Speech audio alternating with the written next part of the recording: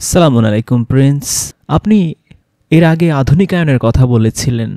আধুনিকায়নের concept সম্পর্কে আপনার মতামত আমরা সবাই জানতে চাই।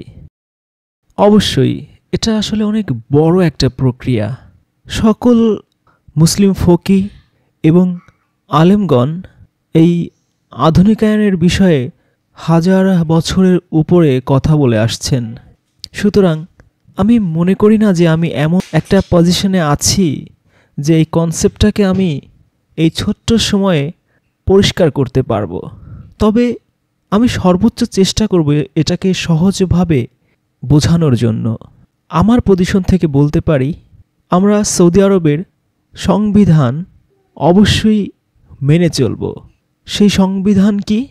অফকোর্স সেই সংবিধান হচ্ছে পবিত্র কুরআন, তারপর হচ্ছে সুন্নাহ এবং তৃতীয় ধাপে হচ্ছে রাষ্ট্র পরিচালনার ক্ষেত্রে আমাদের মৌলিক যে পদ্ধতিগুলো রয়েছে। এবং এই সব কিছুকে যদি আমরা বাস্তবায়ন করতে চাই, আরও বৃহৎ পরিসরে যদি বলি, যদি সবার জন্য মানে দেশের প্রত্যেকটা নাগরিকের জন্য, এটা হবে অন্তর্ভুক্তিমূলক, ইনক্লুসিভ। প্রিন্স, আপনার এই কথা শুনে আমার আরও একটা প্রশ্ন মাথায় চলে এসেছে। বিশেষ করে যে শরিয়ার ব্যাপারটা, যেটা পুরো রাষ্ট্র জুড়ে রয়েছে, মানে যেই লেভেলের কথা আপনি বলছেন, যে ধাপ, সর্ব উচ্চ স্তরে রয়েছে সংবিধান, তারপর জুডিশিয়ারি সিস্টেম, তারপর দেশের নাগরিকের স্থান, যেখানে প্রত্যেকটা নাগরিক স্বাধীনভাবে সহাবস্থানে থাকবে। হ্যাঁ, আমি একটু আগে যেমনটা বলছিলাম যে আমাদের সংবিধান হচ্ছে আল কুরআন। এটা ছিল, এটা আছে এবং চিরকাল এই আল কুরআনই আমাদের সংবিধান থাকবে। এবং এর পরে হচ্ছে অন্য সব কিছুর স্থান। আমাদের বেসিক যে সিস্টেম রয়েছে রাষ্ট্র পরিচালনার ক্ষেত্রে, সেখানে এই সংবিধান আল কুরআনের পরিষ্কার নির্দেশনা রয়েছে, তা অক্ষরে অক্ষরে আমরা পালন করব। আমরা একটা রাষ্ট্র হিসেবে, গভর্নমেন্ট হিসেবে, অথবা যে শুরা কাউন্সিল রয়েছে আমাদের, এগুলোর ব্যবস্থাপক হিসেবে, অথবা যদি আরও বৃহৎ পরিসরে বলি, যে বাদশাহ রয়েছেন, যিনি এই তিনটা অথরিটির মধ্যে সামঞ্জস্য বিধান করেন, আমরা সুনিশ্চিতভাবে দৃঢ়তার সাথে বলতে চাই, আমরা বাধ্য, এ রাষ্ট্র বাধ্য, এ রাষ্ট্রের বাদশাহ, এ রাষ্ট্রের প্রিন্স সবাই বাধ্য কি এই কুরআনের আইনকে বাস্তবায়ন করতে। যে কোনোভাবেই হোক এই সংবিধান আল কুরআনকে আমরা বাস্তবায়ন করবই করব। কিন্তু সামাজিক ক্ষেত্রে, ব্যক্তিগত ক্ষেত্রে আমরা শুধুমাত্র সে সমস্ত বিষয়গুলো কি বাস্তবায়িত করব যেগুলোর নির্দেশনা একেবারে পরিষ্কার স্বচ্ছভাবে আমাদের সংবিধান তথা আল কুরআনে রয়েছে। এ ব্যাপারে বিন্দু পরিমাণ ছাড় দিতে আমরা প্রস্তুত নই। সুতরাং যে শরিয়া আইনের কথা আপনি বলছেন, সেটা আমি প্রয়োগ করতে পারি না যদি সেখানে কোনো শাস্তির বিধান থাকে, যেই শাস্তির বিধানে আমার সংবিধান, আমার আল কুরআনে পরিষ্কার সুস্পষ্টভাবে কোনো নির্দেশনা নেই। এরকম ঘোলাটে কোনো বিষয়, অস্পষ্ট আবছা কোনো বিষয় আমি দেশের নাগরিকের উপর চাপিয়ে দিতে পারি না। অথবা যদি দ্বিতীয় স্তরে ধরেন আপনি, যদি সুন্নাহর মধ্যেও এমন কিছু থেকে থাকে যেটা সর্বসম্মতভাবে পরিষ্কার নয়, স্পষ্ট নয়, বিশুদ্ধ নয়, সহি নয়, আমি সেটা দেশবাসীর উপর কখনোই চাপিয়ে দিতে পারি না। আমার বিবেক, আমার আকল আমাকে তা সমর্থন করে না। যখন সুন্নাহর ক্ষেত্রে অস্পষ্টতার কথা আসছে, আমাদের একটা জিনিস খুব পরিষ্কারভাবে বুঝতে হবে, বেশিরভাগ হাদিস লেখক যারা হাদিসগুলো লিখেছেন, তারা এই হাদিসগুলোকে ক্লাসিফাই করেছেন, বিভাজন করেছেন। কিসের ভিত্তিতে? তাদের নিজস্ব কিছু স্বরচিত পদ্ধতির মাধ্যমে। যেমন বুখারী, মুসলিম, তিরমিজি এ ধরনের অন্যান্য যে হাদিস এর কিতাবগুলো রয়েছে, সেই কিতাবের হাদিসগুলোকে মূলত দুটি ভাগে ভাগ করা হয়েছে। একটা হচ্ছে সহিহ হাদিস, আর একটা হচ্ছে জয়ীফ বা দুর্বল হাদিস। কিন্তু আরও একটা ক্লাসিফিকেশন রয়েছে, আরও একটা বিভাজনের পদ্ধতি রয়েছে, যার মাধ্যমে এই হাদিসগুলোকে বিভিন্ন স্তরে ভাগ করা হয়, বিভিন্ন ভাগে বিভক্ত করা হয়। সেটা কিন্তু সবচেয়ে বেশি গুরুত্বপূর্ণ, সেটা হচ্ছে সবচেয়ে বেশি ইম্পর্ট্যান্ট। সেই বিভাজনটা এই রাষ্ট্রের, এই দেশের প্রত্যেকটা নাগরিকের একেবারে পারফেক্টলি বোঝা দরকার। সেটা হচ্ছে একটা হাদিস বা একটা রেওয়ায়েত বর্ণনা করা হয়েছে অনেক মানুষের মাধ্যমে, অনেক রাবি ছিলেন, অনেক লোক সেগুলো বর্ণনা করেছেন। আবার আরও এক ধরনের হাদিস রয়েছে যেগুলো মাত্র একজন রাবি বর্ণনা করেছেন। তাহলে সকল হাদিসগুলোকে আমরা দুই ভাগে বিভক্ত করতে পারি। এক ধরনের হাদিস রয়েছে যেগুলো 5, 10, 15, 20, শত শত রাবি, রেওয়ায়েতকারী বর্ণনা করেছেন। আর আরেক ধরনের হাদিস রয়েছে যেগুলো মাত্র একজন বা সিঙ্গেল ন্যারেটর রেওয়ায়েত করেছেন, বর্ণনা করেছেন। এবং এটাই হচ্ছে রাষ্ট্রের বিচার, ফায়সালা, মীমাংসা করার ক্ষেত্রে, কোনো রুলস রেগুলেশন জারির ক্ষেত্রে বাস্তবায়নের মৌলিক ভিত্তি। আমি বিষয়টা আরেকটু সহজভাবে বলার চেষ্টা করছি যাতে দেশের প্রত্যেকটা নাগরিক সহজে বুঝতে পারে। যখন আমরা মুতওয়াতের হাদিসের কথা বলি, যেটা বর্ণনা করা হয়েছে অনেক অনেক বর্ণনাকারীর মাধ্যমে, যদিও এই মুতওয়াতের হাদিসের সংখ্যা খুব কম, কিন্তু বিশ্বাসযোগ্যতার দিক থেকে, বিশুদ্ধতার দিক থেকে, গ্রহণযোগ্যতার দিক থেকে সবচেয়ে বেশি শক্তিশালী।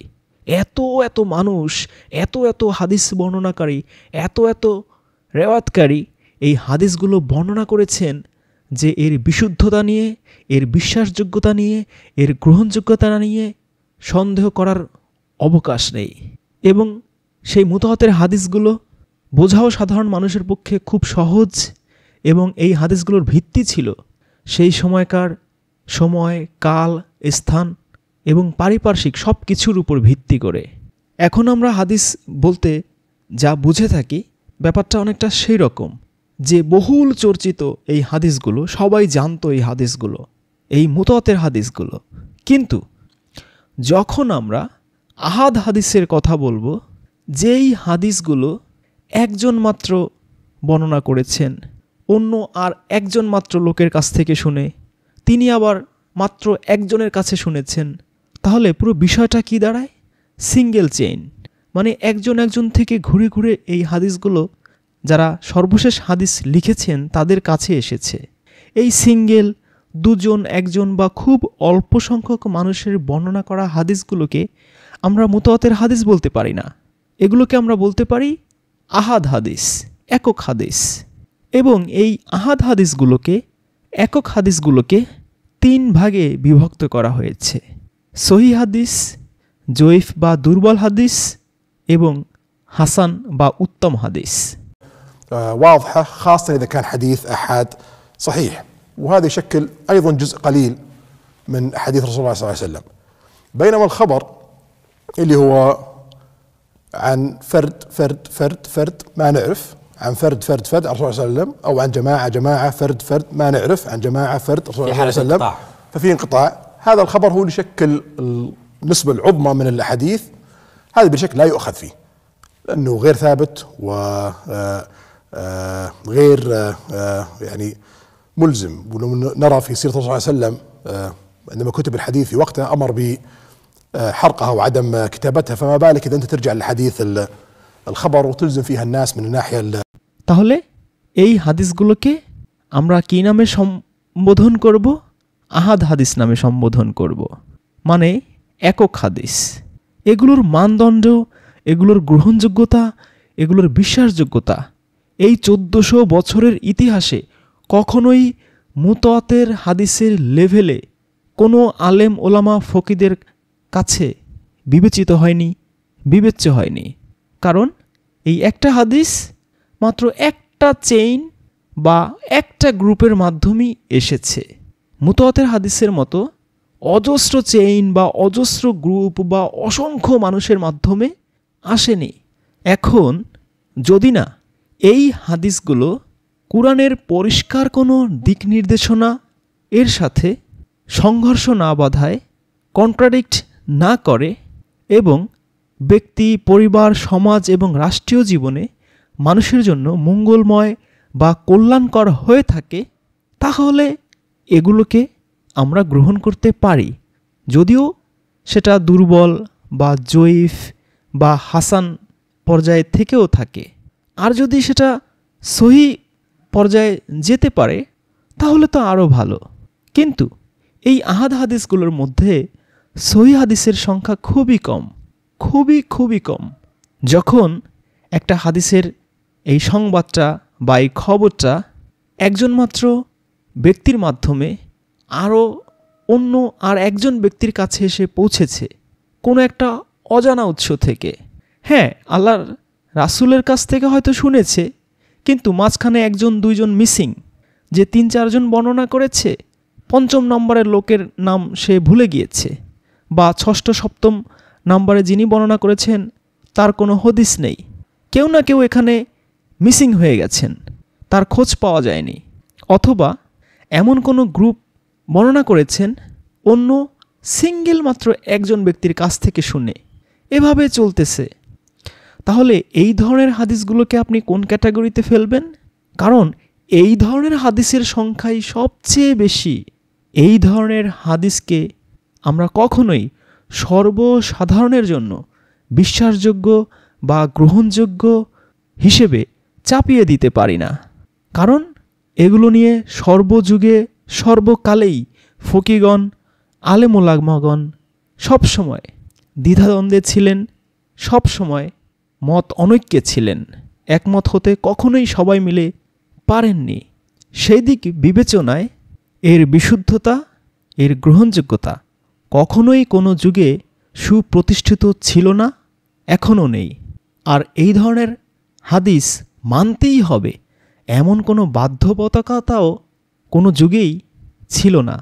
তাছাড়া আমরা যদি আল্লাহ রাসূলের সিরাত গ্রন্থের দিকে তাকাই, তার জীবনীর দিকে তাকাই, তাহলে আমরা দেখতে পাই যখন এই হাদিস প্রথম লেখা হচ্ছিল, আল্লাহর রাসূল আদেশ করেছিলেন, অর্ডার দিয়েছিলেন যে তার নামে লিখিত সকল হাদিস যেন পুড়িয়ে ফেলে, জ্বালিয়ে দেয়, এবং ভবিষ্যতে কেউ যেন পার্সোনালি তার কোনো হাদিস না লেখে। আল্লাহ রাসূলের এই যে আদেশ, এই যে হুঁশিয়ারি, এটা এই খবর হাদিসের ক্ষেত্রে, আহাদ হাদিসের ক্ষেত্রে সবচেয়ে বেশি অ্যাপ্লিকেবল। কারণ পার্সোনালি ব্যক্তি বিশেষকে আল্লাহর রাসূল হাদিস লিখতে যেমন নিষেধ করেছেন, যারা লিখেছে তাদেরটা পুড়িয়ে ফেলতে আদেশ করেছিলেন। সুতরাং পার্সোনাল বা একজন বা দুইজনের সংগৃহীত বা বলা হাদিস আমরা কখনোই গ্রহণ করতে পারি না। এটা আল্লাহর রাসূলের আদেশেরও লঙ্ঘন হয়ে যায়, আল্লাহর রাসূলের হুঁশিয়ারিরও লঙ্ঘন হয়ে যায়। সুতরাং সাধারণ মানুষ, দেশের সাধারণ নাগরিক কেউই বাধ্য নয় শরিয়া আইনের দিক বিবেচনায় এ ধরনের হাদিসকে তাদের জীবনে, তাদের সমাজে, তাদের রাষ্ট্রে চাপিয়ে দিতে বা চাপিয়ে নিতে। যেহেতু এই হাদিসগুলো নিয়ে সর্বকালে সর্বযুগেই বিতর্ক ছিল, বিতর্ক আছে এবং বিতর্ক থাকবে। আল্লাহ রাব্বুল আলামিনের সেই ক্ষমতা, সেই শক্তি রয়েছে যে তিনি এমন শিক্ষা তার বান্দাদেরকে দেবেন, যেই শিক্ষা, যেই আদেশ, যেই উপদেশ, যেই নিষেধ সর্বকালে সর্বযুগে পারফেক্ট হবে, ফিট হবে এবং মানুষ গ্রহণ করতে পারবে। এটা আমাদের সব সময় মাথায় রাখতে হবে। আর আল্লাহ রাব্বুল আলামিনের সেই আদেশ, নিষেধ, উপদেশ সব কিছুই তার সংবিধান আল কুরআনে রয়েছে, ছিল এবং থাকবে, যা সর্বকালে সর্বযুগে সর্বাবস্থায় গ্রহণযোগ্য, বাস্তবায়নযোগ্য। এবার আসি আমাদের রাষ্ট্রের ক্ষেত্রে, আমাদের গভর্নমেন্টের ক্ষেত্রে, যেখানে শরিয়া আইনের সংশ্লিষ্টতা রয়েছে, সেখানে আমরা বলেছি এবং বলবো যে আমরা অবশ্যই আল কোরআনকে বাস্তবায়ন করব। আল কোরআনের নিয়মকানুন, বিধিনিষেধ, আল কোরআনের শিক্ষা এবং মুতাওয়াতের হাদিসও আমরা একই সাথে বাস্তবায়ন করব। অন্যদিকে আহাদ হাদিসের ক্ষেত্রে যদি সেগুলোর গ্রহণযোগ্যতা এবং বিশুদ্ধতা প্রমাণিত হয় তাহলে সেটা গ্রহণ করা যেতে পারে। তবে যে খবর হাদিসগুলো রয়েছে সেগুলো পুরোপুরিভাবে আমরা অগ্রহণযোগ্য মনে করি, যদি না সেই হাদিসগুলোর মধ্যে এমন কিছু থেকে থাকে যা ব্যক্তি, পরিবার, সমাজ ও রাষ্ট্রের জন্য, বিশ্ব মানবতার জন্য উপকারী বা কল্যাণকর। সুতরাং ধর্মীয় ক্ষেত্রে যেখানে শাস্তির বিষয় চলে আসে সে সমস্ত ক্ষেত্রে আমরা এমন কোনো শাস্তির বিধান, বিধিনিষেধ ধর্মের মোড়কে চাপাতে পারি না যদি না আমাদের সংবিধান আল কুরআন তার পরিষ্কার সমর্থন না করে, স্পষ্ট সিগন্যাল না দেয়। আর যদি দিয়েই ফেলে তাহলে সেই দণ্ডবিধি বা শাস্তি অবশ্যই বাস্তবায়িত হবে, আমরা বাস্তবায়ন করব। তবে কিভাবে? যেভাবে আল্লাহর রাসূল সেই দণ্ডবিধিগুলো, শাস্তির বিধানগুলো প্রয়োগ করেছিলেন সেই পদ্ধতিতে আমরা প্রয়োগ করব। আমি আপনাকে একটা উদাহরণের মাধ্যমে বিষয়টা বোঝাতে চাই। যেমন ধরুন জিনা বা অ্যাডাল্টারি বা ব্যভিচার। কি বলা আছে? যদি জিনাকারী অবিবাহিত হয় তাহলে তাকে বেত্রাঘাত করতে হবে, আর যদি বিবাহিত হয় তাহলে তাকে হত্যা করতে হবে। এটাই তো এক্সিস্টিং যে শরিয়া আইন আছে তার মধ্যে বলা, তাই না? কিন্তু যখন একজন নারী জেনাকারী, নারী ব্যভিচারকারী আল্লাহর রাসূলের কাছে এসেছিলেন এবং তিনি আল্লাহর রাসূলকে বললেন যে তিনি জিনা করেছেন, ব্যভিচার করেছেন, আল্লাহর রাসূল অনেকবার তার এই বিচার প্রক্রিয়া বিলম্বিত করেছেন। একটা সময় এসে সেই নারী সব শেষে এতটা জোরাজুরি শুরু করলো যে ঠিক তখন আল্লাহ রাসূল বললেন যে আচ্ছা ঠিক আছে, তুমি যাও আর একটু যাচাই করে দেখো যে তুমি আসলে প্রেগনেন্ট হয়েছো কিনা। তারপর সে নারী চলে গেল, আবার ফিরে আসলো এবং একই রকম সিনারিও, একই রকম ঘটনার পুনরাবৃত্তি আবারও ঘটল। আবার তিনি ফিরে আসলেন। তারপর আল্লাহ রাসূল তাকে বললেন ঠিক আছে, বাচ্চা ভূমিষ্ঠ হোক, তারপর তুমি এসো। দেখুন সেই নারী কিন্তু আর ফিরে না আসলেও হতো। কেন? আল্লাহ রাসূল কিন্তু সেই নারীর নাম জিজ্ঞেস করেননি, তার বাড়ি কোথায়, ঘর কোথায়, ঠিকানা কি, কিচ্ছু জিজ্ঞেস করেননি। অথচ কতবার আল্লাহ রাসূলের সাথে তার সাক্ষাৎ হয়েছে এই জিনার বিচারের প্রক্রিয়ায়। ব্যাপারটা কিন্তু খুব গভীরভাবে আমাদের চিন্তা করার মতো বিষয়।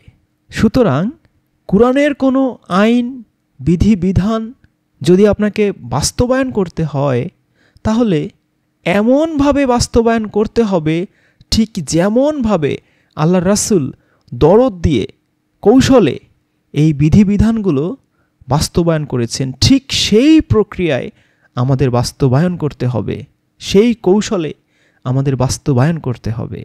যে কোনো ব্যক্তি যদি প্রমাণিত কোনো অপরাধ করে থাকে, সেই অপরাধী ব্যক্তির বিরুদ্ধে কোনো অভিযোগ থেকে থাকে সুনির্দিষ্ট এবং সে নিজেই সেটা স্বীকার করে, তারপরও আল্লাহর রাসূল তাকে সেই অপরাধ বারবার স্বীকার করার সুযোগ দিয়েছেন, কিন্তু তাকে এতটা কোমলভাবে তিনি ট্রিট করেছেন যে মনে হয় যে আল্লাহ এমন শক্ত কোনো বিধান দেনইনি যে তার মৃত্যুদণ্ড হবে। এতটা কোমলতা তিনি প্রকাশ করেছেন। তাহলে কোনো দণ্ডবিধি প্রয়োগের ক্ষেত্রে শরিয়া আইনে যেখানে কুরআনে পরিষ্কার কোনো বিধান বা আইন আল্লাহ জারি করেননি, পরিষ্কার করে স্পষ্টভাবে আল্লাহ রাব্বুল আলামিন বলেননি, অথবা মুতাওয়াতের হাদিসের মধ্যেও সেই দণ্ডবিধিটা, সেই শাস্তিটা উল্লেখ নেই। সেরকম কোনো কিছু যদি শরিয়া আইনের মধ্যে থেকে থাকে, তাহলে অবশ্যই সেই শরিয়া আইন হচ্ছে ভুল, সেই আইনটা অবশ্যই বাতিলযোগ্য। কারণ এর কারণটা আমাদের বুঝতে হবে। যখন আল্লাহ চান যে আমরা কোনো সুনির্দিষ্ট ধর্মীয় অপরাধ করে ফেলি এবং তার জন্য আমাদের শাস্তি দেবেন, তিনি সেই অপরাধের কথা এবং অপরাধের অ্যাগেনস্টে কী শাস্তি হবে সেই শাস্তিটাও চমৎকার করে পরিষ্কারভাবে তার সংবিধান আল কুরআনে উল্লেখ করে দেন, বর্ণনা করে দেন। এবং যখন আল্লাহ কোনো কাজ করতে নিষেধ করেন, হারাম ঘোষণা করেন এবং ওয়াদা করেন যে এই অপরাধের শাস্তি তোমাকে আমি আখিরাতে দেব, তখন কিন্তু তিনি কোনো রাষ্ট্রের বা সমাজের শাসনকর্তাদের বা ফকিদের বলেন না যে এই ধর্মীয় অপরাধের কারণে এই লোকটাকে তোমরা শাস্তি দাও। কারণ তিনি সেই ব্যক্তির চয়েসের উপরে, পছন্দের উপরে ছেড়ে দেন যে ওই বান্দা যেই অপরাধ করছে সেই অপরাধের শাস্তি আমি তাকে কিয়ামতে হাসরের মাঠে আখিরাতে দেব। পৃথিবীর কোনো মানুষকে, কোনো শাসনকর্তাকে, কোনো রাজা বাদশাকে, কোনো জজ সাহেবকে তিনি সেই শাস্তি দিতে বলেন না, সেই অপরাধের বিচার করতে বলেন না, এমনকি কী শাস্তি দেবে সেটা তিনি উল্লেখও করেন না। পুরোপুরি আল্লাহ তার এখতিয়ারে নিয়ে নেন। তার বান্দাকে তিনি হাসরের মাঠে কিয়ামতে আখিরাতে সেই পাপের, সেই ধর্মীয় অপরাধের শাস্তি নিজ হাতে দেবেন। পৃথিবীর কারো হাতে তিনি সেই শাস্তি তুলে দেন না, সেই দণ্ড তুলে দেন না। কারণ কি জানেন? দিন শেষে আল্লাহ হচ্ছেন পরম দয়ালু, অসীম দয়াময়। আরও একটা কথা কি জানেন? আল্লাহ হচ্ছেন এমন দয়ার সাগর, তিনি শুধুমাত্র শিরকের গুনাহ ছাড়া সকল গুনাহ তিনি ক্ষমা করে দেন, মাফ করে দেন। এবং এটাই হচ্ছে সবচেয়ে সঠিক অ্যাপ্রোচ, সবচেয়ে সঠিক পদ্ধতি, সবচেয়ে চমৎকার পদ্ধতি। এবং আমরাও এই বিষয়টাকেই মাথায় রাখি যে কুরআন এবং সুন্নাহর আইন বাস্তবায়নের ক্ষেত্রে, যেটা হচ্ছে আমাদের সংবিধান এবং আমাদের রাষ্ট্র পরিচালনা পদ্ধতির মূল নীতি, যে আল্লাহ রাব্বুল আলামিন যে সকল পাপ, অন্যায় বা অপরাধের শাস্তি আখিরাতের জন্য স্পেশালি রেখে দিয়েছেন সেগুলো ওভাবেই থাকবে। আর যেগুলো তিনি পৃথিবীতে, দুনিয়াতে বিধান জারি করে দিয়েছেন তার সংবিধানে, সেগুলো আমরা রাষ্ট্রীয় ক্ষেত্রে অবশ্যই বাস্তবায়ন করব। যুবরাজ, আপনি কি নির্দিষ্ট কোনো মাযহাব অনুসরণ করেন?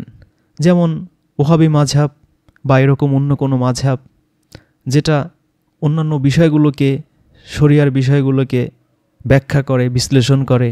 দেখুন, যখন আমরা সিদ্ধান্ত নেই যে কোনো একটা নির্দিষ্ট মাযহাব অনুসরণ করব বা কোনো একটা নির্দিষ্ট আলেম ওলামা বা ইমামের অনুসরণ করব, তার মানে কি দাঁড়ায় জানেন? তার মানে হচ্ছে আমরা মানুষের অনুসরণ করছি।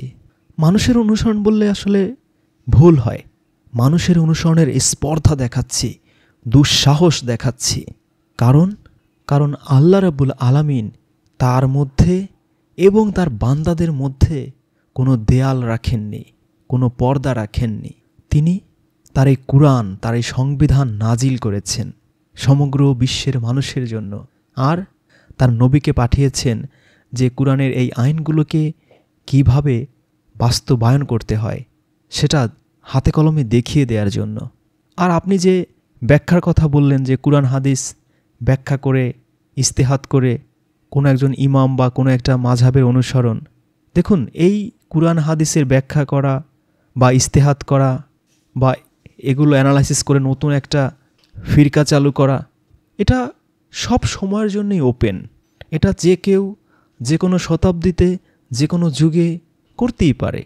আর আপনি যার কথা বললেন সেই ওহাবি মাযহাবের কথা, যদি শেখ মুহাম্মদ বিন আব্দুল ওহাব এখন বর্তমান সময়ে আমাদের সাথে জীবিত থাকতেন, বেঁচে থাকতেন, এবং তিনি দেখতেন যে আমরা অন্ধভাবে তিনি যা যা তার কিতাবে লিখে গিয়েছেন সেগুলোকে অন্ধের মতো অনুসরণ করছি এবং নিজেদের আকল, জ্ঞান, বুদ্ধি, বিবেক সব বন্ধ করে আছি, নিজেরা কোনো চিন্তা ভাবনা, আকল, ব্রেন, মেধা খাটাচ্ছি না, তাকে মানে এই আব্দুল ওহাব সাহেবকে বা এই ওহাবি মাযহাবকে আমরা অন্ধের মতো অনুসরণ করার, তাকলিদ করার দুঃসাহস এবং স্পর্ধা দেখাচ্ছি এবং তাকে এমন একটা লেভেলে নিয়ে গেছি যে তিনি নির্ভুল, নিষ্পাপ। তাহলে আমি আপনাকে বলছি, সর্বপ্রথম তিনি এর প্রতিবাদ করতেন, সর্বপ্রথম, যে তোমরা অন্ধভাবে কেন আমার অনুসরণ করছো, অনুসরণ করার দুঃসাহস, স্পর্ধা দেখাচ্ছ অন্ধভাবে, নিজেদের জ্ঞান, বুদ্ধি, বিবেক সব কিছু তালাবদ্ধ করে। এজন্য আমি মনে করি কোনো একটা নির্দিষ্ট মাযহাব কখনোই কোনো রাষ্ট্রের নাগরিকদের বা কোনো শহরের বা কোনো গ্রামের মানুষদের বা মুসলিমদের গ্রহণ করা উচিত নয়। কারণ এই পৃথিবীর কোনো মানুষই নির্ভুল, নিষ্পাপ নয়, তার ভুল হতেই পারে। এ কারণে যে কোনো মাযহাবই আপনি অসংখ্য ভুল ত্রুটি খুঁজে পাবেন, কারণ মানুষ কখনোই নির্ভুল, নিষ্পাপ হতে পারে না। আর এই মাযহাবগুলো তো মানুষেরই সৃষ্টি, তাই নয় কি? সুতরাং আমাদের উচিত কোরআনের আয়াতগুলোকে সবসময় অধ্যয়ন করা, পাঠ করা, সেগুলো বোঝার চেষ্টা করা, সেগুলোর মাধ্যমে আল্লাহ কি ব্যাখ্যা করতে চাইছেন, কি তাফসির করতে চাইছেন, কি বোঝাতে চাচ্ছেন, কি আদেশ নিষেধ দিচ্ছেন, সেগুলোর প্রতি, সেগুলোর সাথে সব সময় নিজেদের সংশ্লিষ্ট করে রাখা, একাত্ম করে রাখা। এবং এই একই পদ্ধতি আপনি আল্লাহ রাসূলের সুন্নাহর ক্ষেত্রেও অনুসরণ করতে পারেন। এবং সবচেয়ে গুরুত্বপূর্ণ বিষয় হচ্ছে, যত আলেম, ওলামা, ইমাম ছিলেন বা আছেন, তাদের যত ফতোয়া তারা দিয়েছেন তাদের মুখ দিয়ে বা তাদের লিখিত কিতাবের মাধ্যমে, এগুলো সবই ছিল তাদের সময়কার, তাদের স্থান, কাল, পাত্র বা আশেপাশের মানুষজনের, নাগরিকদের মন মানসিকতার উপর ডিপেন্ডেন্ট, এবং সেগুলোর উপর ভিত্তি করেই তারা তাদের ফতোয়াগুলো দিতেন। উদাহরণ হিসেবে আমি বলতে পারি, দেখুন, আজ থেকে বেশি না, মাত্র 100 বছর আগেও যখন কোনো আলেম উলামা কোনো একটা নির্দিষ্ট বিষয়ে কোনো ফতোয়া জারি করতেন, তারা কিন্তু জানতেন না এই পৃথিবী হচ্ছে গোল। তারা এই যে বিশাল পৃথিবী, এত দেশ, মহাদেশ, উপমহাদেশ, এত কিছু সম্পর্কেও জানতেন না।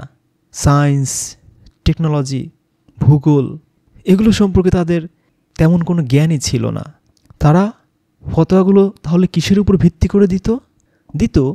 তারা যতটুকু জ্ঞান বা এলেম অর্জন করেছে, যতটুকু কিতাব আদি পড়েছে, সেই কিতাবগুলোর মধ্যে যতটুকু ইনফরমেশন, তথ্য বা হাদিস যা যা কিছু সাময়িক যতটুকু পেয়েছে, ঠিক ততটুকুর উপর ভিত্তি করেই তারা এই ফতোয়াগুলো দিত।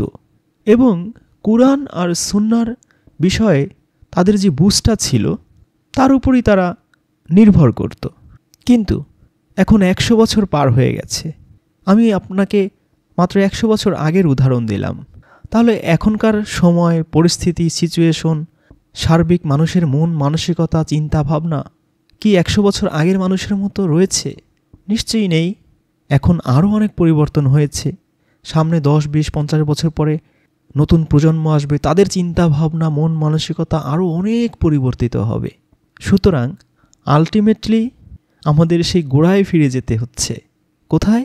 সেই সংবিধান, আল্লাহর কিতাবে আর নবীর সুন্নাতে। যেমনটা আমি বলছিলাম, পরিষ্কার প্রিন্স মোহাম্মদ বিন সালমান খুব সুন্দরভাবে, খুব পরিষ্কার করে আপনি বুঝিয়ে বলেছেন। আচ্ছা, ব্যক্তিগত ক্ষেত্রে, ব্যক্তিগত আইন বিধিনিষেধের ক্ষেত্রে প্রিন্স আপনি সিদ্ধান্ত নিয়েছেন যে জুডিশিয়াল যে কোড আগে যেটা ছিল সেটা এখনকার সময়ে উপযুক্ত নয়। কেন আপনি এই বিচার, জুডিশিয়াল কোড এগুলোকে উপযুক্ত এখনকার পরিস্থিতিতে বা এখনকার যুগে আপনি উপযুক্ত নয় মনে করছেন এবং 4টা নতুন সিস্টেম আপনি অ্যাডপ্ট করছেন যার মধ্যে ব্যক্তিগত আইন রয়েছে? দেখুন, মানব সভ্যতার ইতিহাসে এক যুগান্তকারী ঘটনা ঘটেছে কখন? যখন মানুষ চাকা আবিষ্কার করা শিখেছে, মানুষ দূরত্বকে জয় করা শিখেছে। শত শত কিলোমিটার মানুষ অল্প কয়েক ঘন্টার ব্যবধানে পাড়ি দিতে পারত যখন সে চাকা আবিষ্কার করা শিখে গেল। চাকা আবিষ্কার করার পরই মানুষ গাড়ি, বাস, ট্রাক, ট্রেন, বাইক কত কিছু আবিষ্কার করে কত আধুনিক হয়ে গেল। কিন্তু এই চাকা কি নতুন করে আবিষ্কার করা সম্ভব? বলুন তো, সম্ভব না। একটা জিনিস যখন আবিষ্কার হয়ে যায় সেটাকে তো আপনি নতুন করে আবিষ্কার করতে পারেন না।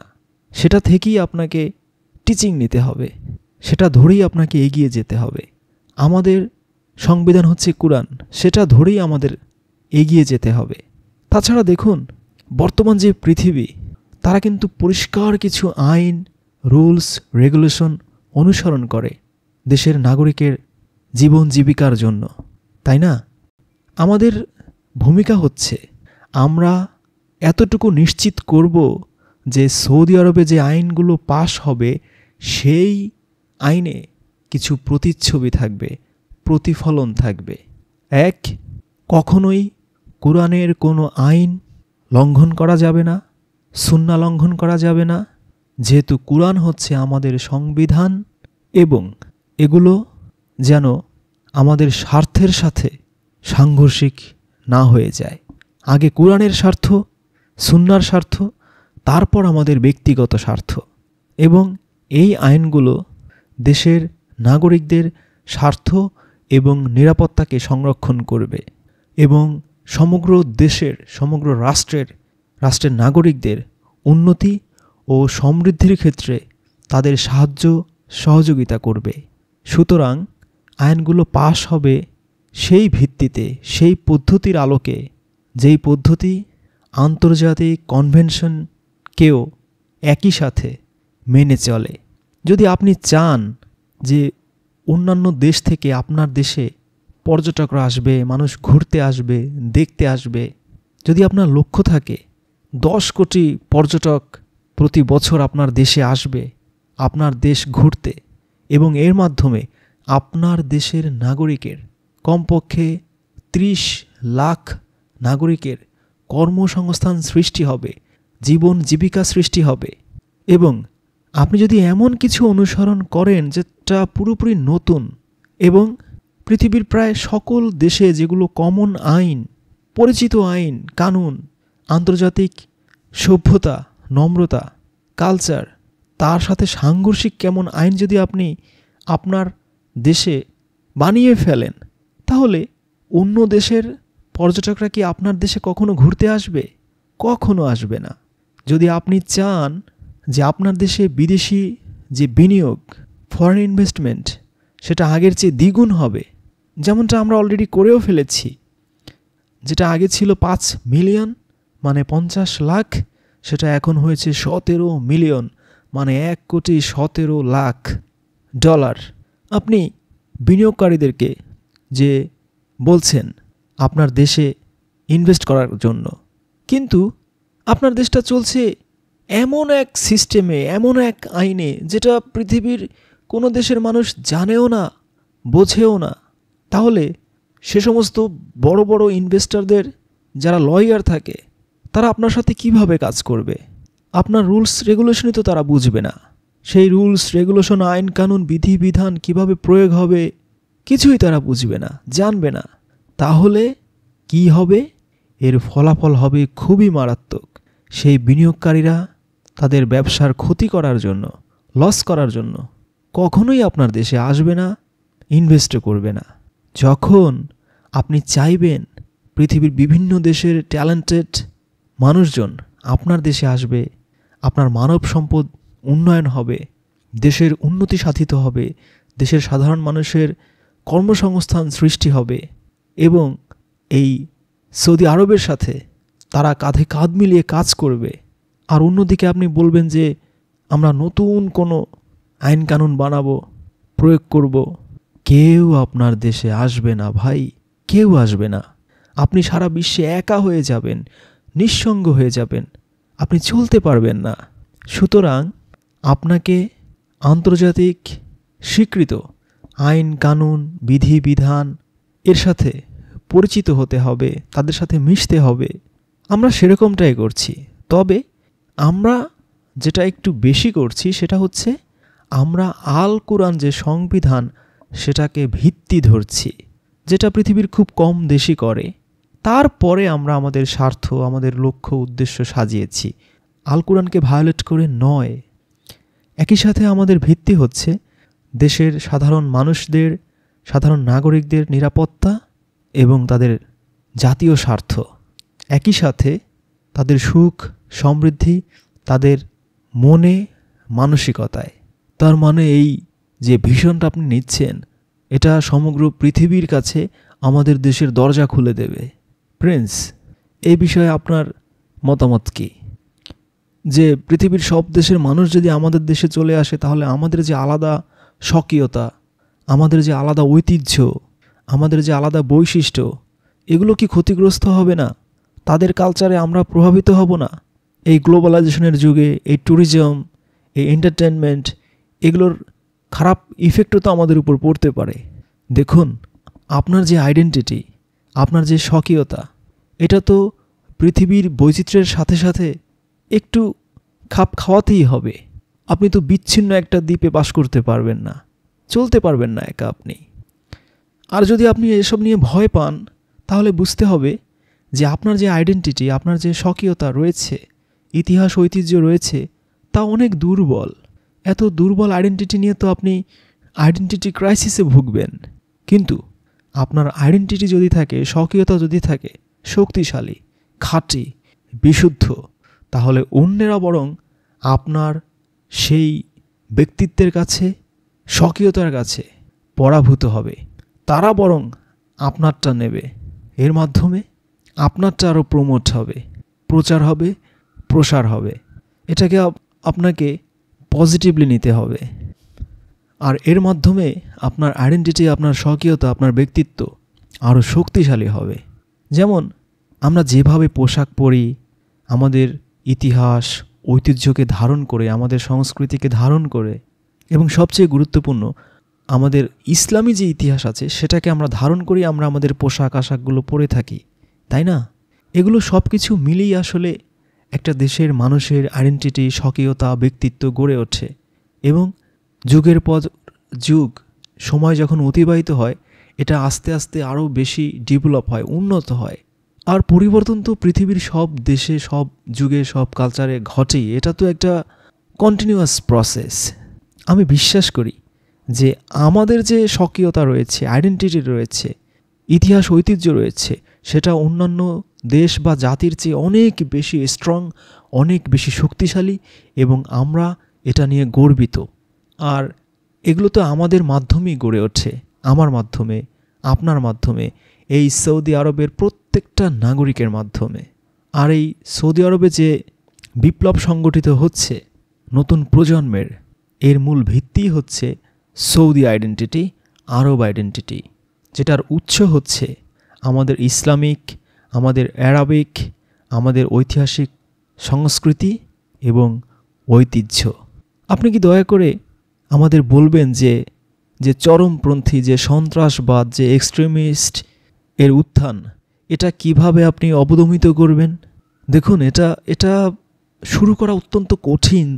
যে আপনি বা আমি এই প্রশ্নের উত্তর আসলে কোথা থেকে দেব, মানে কোথা থেকে শুরু করব। কিন্তু এক্সট্রিমিস্ট, চরমপন্থা, সন্ত্রাসবাদ, এগুলো সব কিছুই দেশের স্থিতিশীলতা, দেশের নাগরিকদের জন্য ভয়ঙ্কর, ক্ষতিকর। এবং আল্লাহ রাসূল তার একটা হাদিসে বলেছেন, এমন একটা দিন আসবে যখন এই চরমপন্থীরা সব জায়গায় ছড়িয়ে পড়বে, তাদের উত্থান হবে। এবং তিনি আদেশ দিয়েছেন তাদেরকে হত্যা করার জন্য।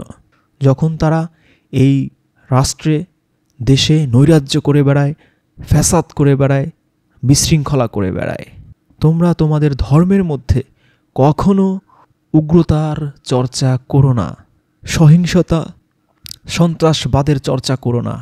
অনেক জাতি তোমাদের আগে ধ্বংস হয়ে গেছে এই উগ্রতার কারণে, এই সহিংসতার কারণে। কারণ তারা তাদের ধর্মের ক্ষেত্রে ছিল উগ্র, চরমপন্থী। ধর্ম নিয়ে তোমরা বাড়াবাড়ি করো না, এটাই ছিল আল্লাহর রাসূলের নসিহত। কিন্তু আমি যেটা বলতে চাই সেটা হচ্ছে উগ্রতা, চরমপন্থা, সেটা ধর্মের ক্ষেত্রে হোক বা কোনো সংস্কৃতির ক্ষেত্রে হোক, অথবা আমাদের যে আরব বিশ্ব রয়েছে, মানে যেই যতগুলো দেশ আছে যারা জাতিতে অ্যারাবিক, এটা সবার জন্যই একটা মারাত্মক বিষয়। বিশেষ করে আল্লাহর রাসূলের যে শিক্ষা, যে নসিহত, তার সাথে পুরোপুরি সাংঘর্ষিক। আর আমরা আমাদের জীবনের অভিজ্ঞতাতেও দেখেছি, আর ইতিহাস পড়েও আমরা দেখেছি, যেটা আসলে কোনো দেশ বা জাতির জন্য কোনো কল্যাণ বয়ে নিয়ে আসে না। এই উগ্রপন্থী, চরমপন্থীদের যে কারাবন্দী করা হচ্ছে বা হয়েছে, অ্যারেস্ট করা হয়েছে, এর মাধ্যমে কি এদের আপনি দমাতে পারবেন, নাকি বরং উল্টো আরও ঝুঁকি বেড়ে গেল? যদি সত্যিকার অর্থেই তারা কোনো নির্দিষ্ট কোনো বিষয়ে জড়িত থেকেই থাকে, তাহলে কি ভবিষ্যতে এটা আমাদের জন্য আরও হুমকি হয়ে দাঁড়াবে না? দেখুন, সৌদি আরব ছিল এই উগ্রবাদীদের একটা বড় টার্গেট, বড় নিশানা, এবং তাদের প্রজেক্টের একটা অংশই ছিল এই সৌদি আরব দখল করা। আর এই সন্ত্রাসীরা সমগ্র পৃথিবীতেই রয়েছে, শুধু যে আমাদের দেশে আছে এমনটা নয়। আমি যদি ওসামা বিন লাদেন হতাম এবং আমি চাইতাম যে আমার এই উগ্রপন্থার যে চিন্তাধারা, এগুলো সব জায়গায় ছড়িয়ে পড়ুক, সমগ্র পৃথিবীতে ছড়িয়ে পড়ুক, স্পেশালি মুসলিম দেশগুলোতে, তাহলে আমি কোথা থেকে শুরু করতাম? অবশ্যই আমি সেই দেশটা থেকেই শুরু করতাম, যেই দেশটা হচ্ছে পবিত্র সমগ্র পৃথিবীর মুসলিমদের কাছে, যেখানে সমগ্র পৃথিবীর মুসলিমরা হজ করার জন্য আসে। পৃথিবীর সমগ্র দেশের মুসলিমরা চায় যে এই সৌদি আরবে এসে তারা 5 ওয়াক্ত নামাজ পড়বে। যদি আমি চাইতাম যে আমার প্রজেক্ট, আমার প্রকল্পগুলো ছড়িয়ে পড়ুক, তাহলে আমি সৌদি থেকেই শুরু করতাম এবং এখান থেকেই সমগ্র বিশ্বে আমার আইডিওলজি ছড়িয়ে পড়ত। সুতরাং সকল উগ্রবাদী, সকল এক্সট্রিমিস্ট যেভাবে চিন্তা করে যে কোথা থেকে তাদের টার্গেট শুরু করতে হবে, তারা অবশ্যই এই সৌদি আরব থেকেই তাদের পরিকল্পনা সাজায়। একটা নির্দিষ্ট সময়ে এটা খুব কঠিন একটা অবস্থায় ছিল। আমাকে যদি বলতে হয় তাহলে বলবো যে সে 50-এর দশক থেকে 70-এর দশক একটা অ্যারাবিয়ান প্রজেক্ট ছিল। অন্যান্য সমাজতন্ত্রী কমিউনিস্ট রাষ্ট্রগুলোতে প্রজেক্ট ছিল, একই সাথে অন্যান্য কিছু দেশেও ছিল এই প্রজেক্টটা। সেই সময় অনেক উগ্রবাদী গ্রুপ, যাদেরকে সুযোগ দেওয়া হয়েছিল এই সৌদি আরবে প্রবেশ করার, ঢোকার, এবং এই সৌদি আরবের বিভিন্ন লোকেশনে তাদেরকে অবাধে যাতায়াতের ব্যবস্থা করা হয়েছিল, রাষ্ট্রীয় ক্ষেত্রে, ইকোনমির ক্ষেত্রে। এর মাধ্যমে এক ভয়ঙ্কর প্রভাব আমাদের উপর পড়েছিল এবং আমি নিজের সাক্ষী, এবং এর পরিণতি কী হয়েছে তা আমি স্বচক্ষে দেখেছি গত কয়েক বছর। এবং আমরা এখনও সেভাবে দাঁড়াতে পারিনি। আমরা ক্যাপিটাল বা পুঁজি এখনও আকর্ষণ করতে সক্ষম হইনি। আমাদের এখনও ট্যুরিজম নাই, পর্যটন নাই। এভাবে তো আমরা উন্নতি করতে পারবো না। এরকম উগ্রবাদী চিন্তাধারা নিয়ে সৌদি আরব কখনোই সামনে আগাতে পারবে না। যদি আপনি চান যে লক্ষ লক্ষ মানুষের চাকরি বাকরি হোক, জীবন জীবিকা হোক, যদি আপনি চান যে দেশে যে বেকার সমস্যা, এই বেকারদের সংখ্যা দিনকে দিন কমতে থাকুক, যদি আপনি চান আপনার দেশের অর্থনীতি আরও উন্নত হোক, দেশের সাধারণ মানুষের আয়, রোজগার, ইনকাম আরও বাড়ুক, আপনাকে অবশ্যই এই দেশের সাধারণ মানুষের স্বার্থে এ ধরনের উগ্রবাদী এক্সট্রিমিস্ট প্রজেক্ট চিরতরে বন্ধ করতে হবে। এরা কখনোই আমাদের ধর্মীয় আইডিওলজি, ধর্মীয় আদর্শ রিপ্রেজেন্ট করে না, করা উচিতও নয়। আমাদের যে আল্লাহ প্রদত্ত যে ঐশ্বরিক মূল্যবোধ, তার সাথে কোনোভাবেই এটা খাপ খায় না। সেহেতু এর মাধ্যমে শুধু অপরাধ বাড়বে, মারামারি, হানাহানি, কাটাকাটি বাড়বে। এরা কি করছে? সারা পৃথিবীব্যাপী সাধারণ মানুষকে হত্যা করছে, সৌদি নাগরিকদের হত্যা করছে, এবং আমাদের অর্থনীতির যে বিশাল বিশাল সুযোগ সেগুলোকে ধূলিসাৎ করে দিচ্ছে। পৃথিবীর বিভিন্ন দেশের মানুষেরা এসে যে আমাদের দেশে কলকারখানা করবে, বিভিন্ন প্রজেক্ট হাতে নেবে, সেটা পুরোপুরি মাঠে মারা যাচ্ছে। এটা তো অবশ্যই ক্রিমিনাল অ্যাক্ট। আর সৌদি আরবের আইন অনুযায়ীও এগুলো ক্রাইম, ভয়ঙ্কর অপরাধ। সুতরাং যে কোনো ব্যক্তি, যে কোনো নাগরিক এই উগ্রপন্থাকে বেছে নেবে। যদি সে আগে এই উগ্রবাদী নাও থেকে থাকে, নতুন করে সে উগ্রবাদিতায় জড়ায়, আমরা খুব শক্ত হাতে তাদের প্রতিরোধ করব।